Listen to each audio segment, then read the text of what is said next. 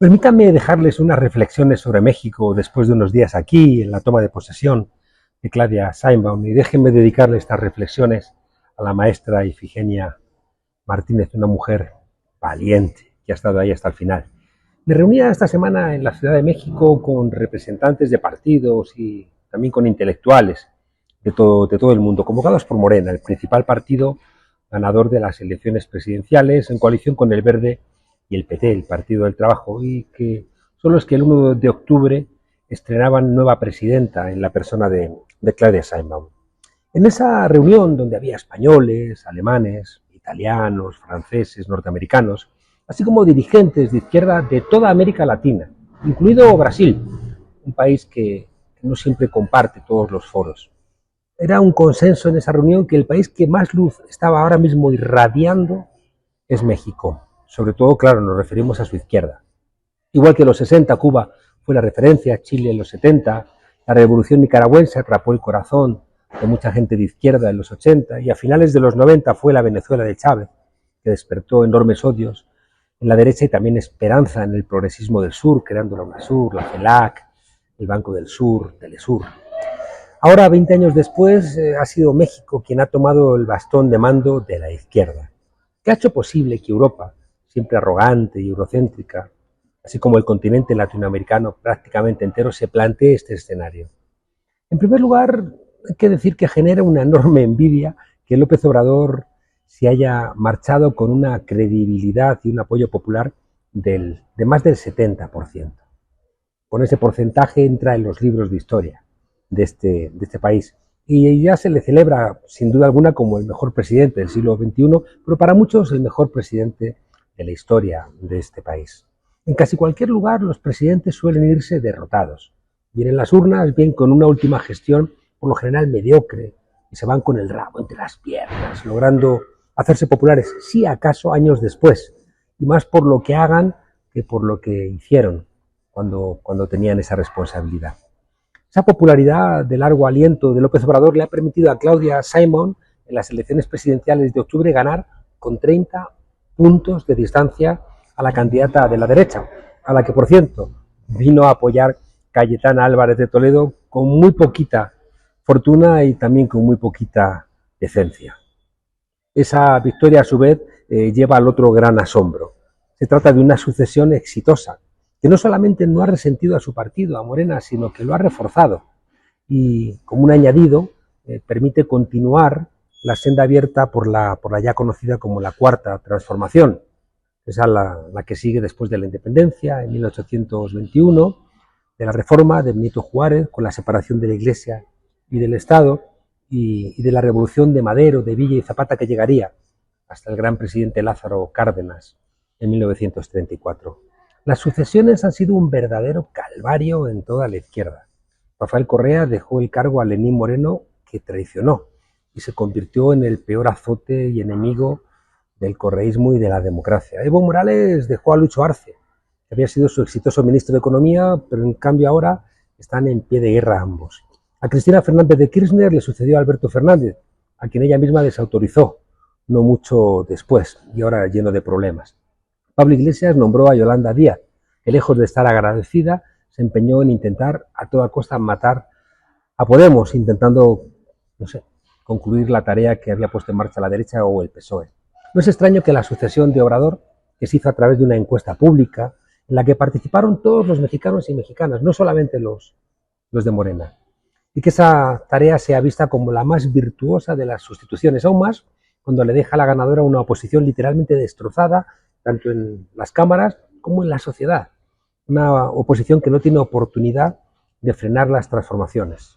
Porque es que el panorama de la oposición es de zona catastrófica, porque no solamente no tienen ni militancia ni liderazgo, sobre todo por su culpa, por haberse entregado a evidentes intereses económicos y haber sido incapaz de renovarse. Han tenido que juntarse los tres viejos partidos del PRI, del PAN y del PRD para encima haber sacado un resultado ridículo. Y son rehenes de su pasado de corrupción y de violencia. Y además es que tampoco esta oposición tiene las armas mediáticas y judiciales que tanto daño han hecho en otros países. Y por tanto no son capaces de hacer mella en México. Las mañaneras, y haberse recorrido 4 veces enteras el país, ha funcionado como la kriptonita que ha debilitado al Superman televisivo y mediático y de las redes mexicano. Eso fue el gran error de Podemos, pensar que bastaba salir en la televisión para ganarse la confianza del pueblo. Cuidado, la sucesión ha funcionado porque había partido, ahora hablaremos de eso. La reforma del Poder Judicial, entregando a la decisión popular la elección de los jueces en una votación directa, ha quebrado los intentos de la derecha mexicana de conseguir en los tribunales lo que no han conseguido en las urnas, como están haciendo, sin ningún tipo de vergüenza, por ejemplo en España, los jueces de la derecha y de la extrema derecha que le hacen el trabajo sucio a Vox y al Partido Popular. López Obrador deja además un país más sólido económicamente. Ha superado a España en el PIB, está en el puesto número 12 del mundo y ha mejorado la vida de amplios sectores populares. 9,5 millones de personas, que se dice pronto, han salido en México de la pobreza en este sexenio.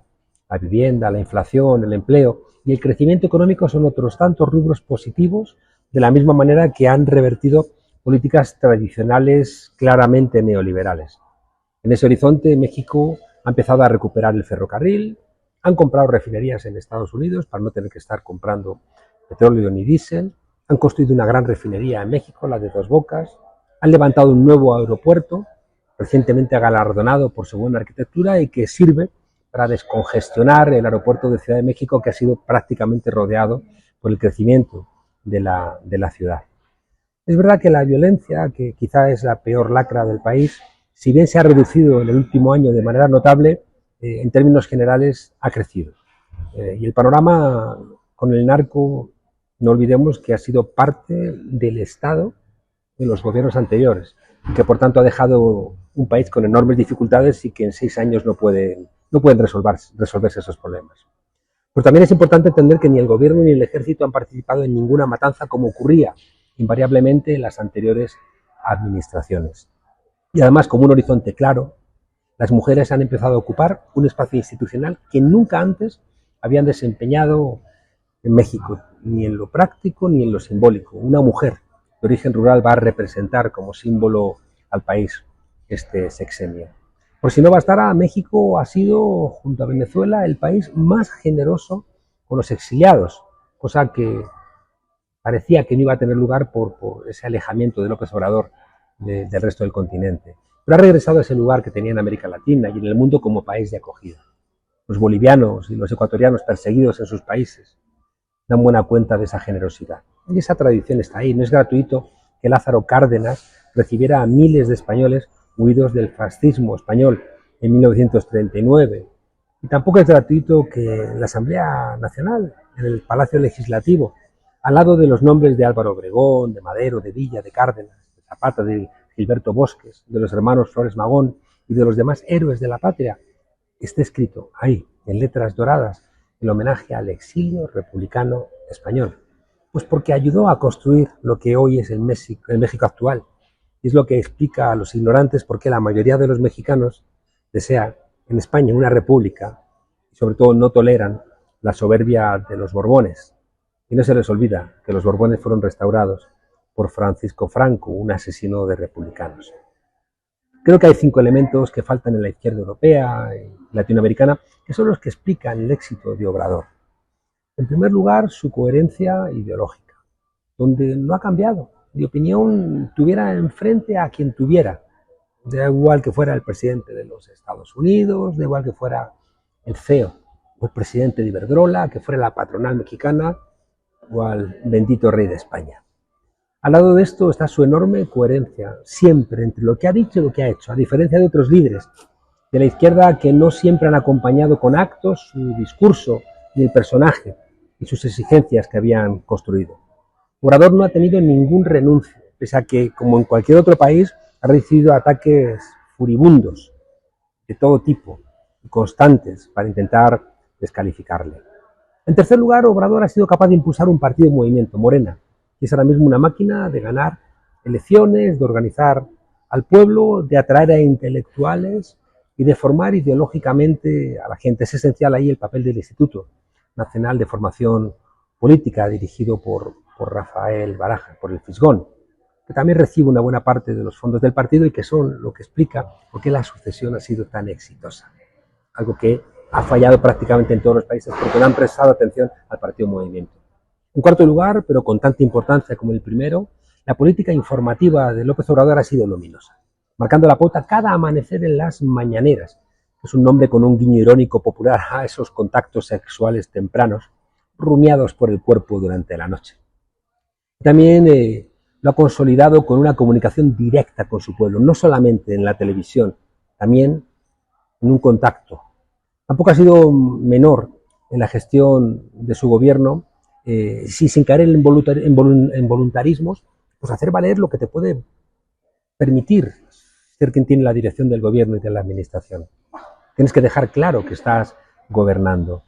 A López Obrador le ha guiado en su sexenio un imperativo moral muy elevado. Más deudor, creo, de su pensamiento que de la ideología. De hecho, creo que ha sido la gestión política y la zafiedad de las derechas la que le ha ido llevando hacia posiciones más clásicas de izquierda, algo que no era tan evidente cuando arrancó hace 6 años. Además, hay algo muy importante, hablando cada día a su pueblo de historia, algo que se echa en falta en la política española. Es como se puede reinventar un pueblo, recordando la historia, cepillando la historia a contrapelo, la alfombra a contrapelo, y así ha devuelto como una suerte de espejo la confianza a ese pueblo. Esa construcción de pueblo e historia ha estado marcada por lo que el dirigente de Tabasco llama el humanismo mexicano, que es una creación de un sentido común que desafía al individualismo egoísta y violento del sentido común neoliberal. Es así como se construye la emoción de transmitir que todos y cada uno, del más humilde al más rico, forman parte de una aventura que merece la pena ser vivida. Y es ahí donde Claudia Sheinbaum va a continuar la tarea, aportando sus cualidades personales y también diferentes. Es una generación diferente, en lo que se conoce ya como el segundo piso de la cuarta transformación. Sheinbaum tiene procedencia urbana frente a la condición rural de Obrador, de manera que podemos intuir que va a incorporar referentes propios de la ciudad. Por eso su primera mañanera se dedicó a pedir perdón por la matanza de los universitarios en Tlatelolco, en la Plaza de las Tres Culturas, en 1968, donde estaban sus padres. Ese suceso tuvo lugar en el entonces Distrito Federal.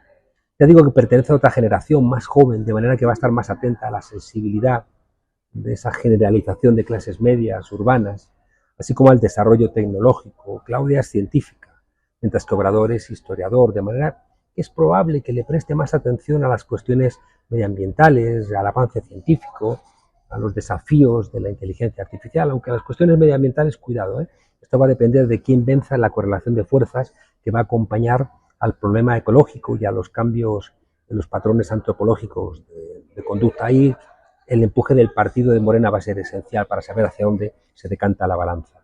Igualmente, Sheinbaum se ha declarado no religiosa, de forma que va a cuidar igualmente de la separación de Iglesia y Estado, como en este sexenio. Y sobre todo, como mujer, va a hacer del feminismo y de las mujeres el principal impulso de lo que vaya a ser su sexenio.